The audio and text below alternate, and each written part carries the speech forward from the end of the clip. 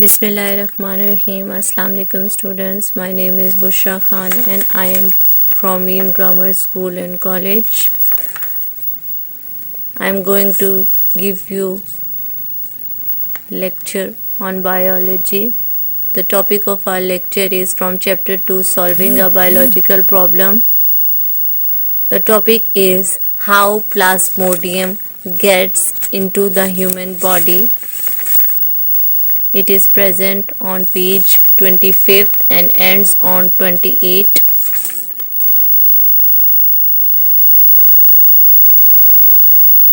The lecture outline includes observation, work of A.F.A. King, observations of A.F.A. King, King's hypothesis, then deductions, then comes experiments of Ronald Ross.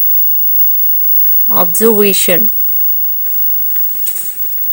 The first observation which was made after the identification of problem is malaria is associated with marshes. Marshes place means the place that is polluted place where pollution or hygiene level is not good.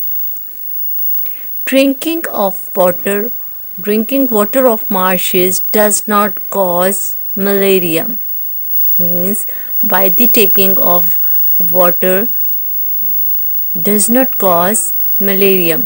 These observations show that plasmodium was not present in the marsh water, but it must be carried by something. The thing comes to marsh water. Then we come to work of A.F.A. King. In 1883, a physician A.F.A. King listed 20 observations. Some important observations of King were: the first one is people who slept outdoors, means who slept in open places, were more likely to get malaria than those who slept indoors. People who slept near fine nets were less likely to get malaria than those who did not use such nets. The third and the last observation is individuals who slept near smoky fireplaces usually did not get malaria. Then comes to King's hypothesis. King's hypothesis says that mosquitoes are involved in the spread of malaria. The deductions are Following deductions are made considering the hypotheses are true, that is, if mosquitoes are involved in the spread of malaria, then plasmodium should be present in the mosquitoes, or a mosquito can get plasmodium by biting a malarial patient. After the deductions of A.F.A. King, experiments of Ronald Ross done, and introduction. In order to test the above deduction, a Ronald Ross, a British Army physician working in India in 1880s, performed some important experiments.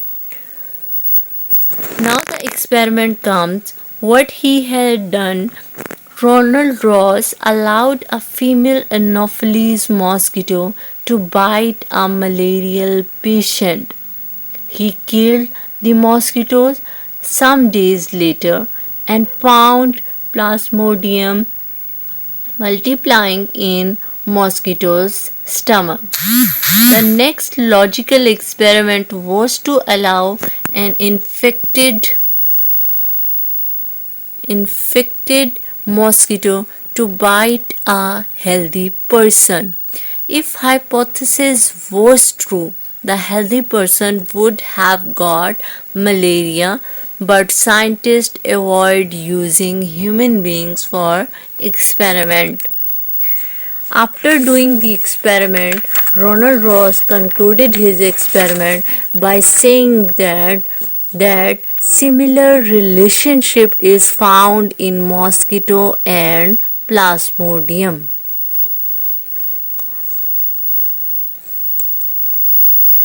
Then come the next topic, that is theory, law and principle. Now what is theory? When the hypothesis is made, that hypothesis that stand the test of time means it goes through a series of experimentation and testing and never rejected, it is called theory. This theory needs a great deal of evidences. Evidences means proof. And what is law and principle? If a theory is made and theory survives a doubtful approach and continues to be supported by experimental evidences, it becomes law or principle. A law or a scientific law is a uniform or a constant fact of nature. It is an irrefutable theory, means it cannot be disproved by anyone. Examples of theory include or law include Heidelberg law and Mendel's law of inheritance. Links related to topic are given below.